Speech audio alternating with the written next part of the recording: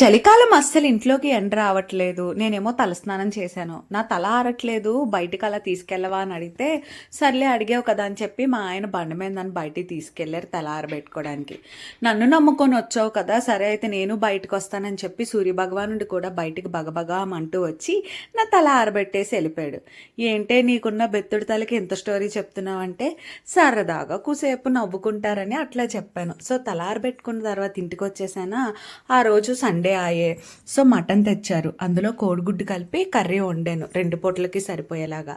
ఆ తర్వాత సాయంత్రం అయ్యాక కొంచెంసేపు మా అబ్బాయికి ట్యూషన్ తీసుకున్నా. డాన్స్ క్లాస్ అయిపోయిన తర్వాత మొన్న చౌపోగుల గురించి ఒక పెద్ద హిస్టరీ చెప్పాను కదా. సో మొత్తానికి అవైతే మా అబ్బాయికి తగ్గింది ఇన్ఫెక్షను. సో ఒక చెవుకి రింగ్ కొత్తది వేయించమాట.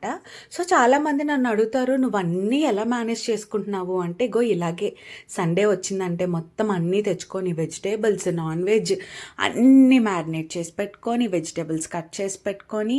అండ్ ఇంకొక విషయం ఏంటి తెలుసా, ఏదో ఒకలాగా ఉండడం వేరు, హెల్దీగా ఉండడం వేరు. ఎంత టెంప్ట్ అయినా కానీ మంచి హెల్దీ ఫుడ్తో స్వాప్ చేసుకొని ప్రతిదీ రీస్టాక్ చేసుకొని ఉంచుకొని, ఏది ఆకలి అనిపించినా వెంటనే జంక్ ముట్టుకోకుండా హెల్దీవే చేతికి అందేలా పెట్టుకొని తింటూ ఉంటాం అన్నమాట. సో ఎవ్రీడే నైట్ మొత్తం కిచెన్ అద్దంలా మెరిసిపోయేలా కడిగేసుకొని గిన్నెలన్నీ తోమేసి బుట్టకెత్తి పెట్టేసి కానీ పడుకోను నేను.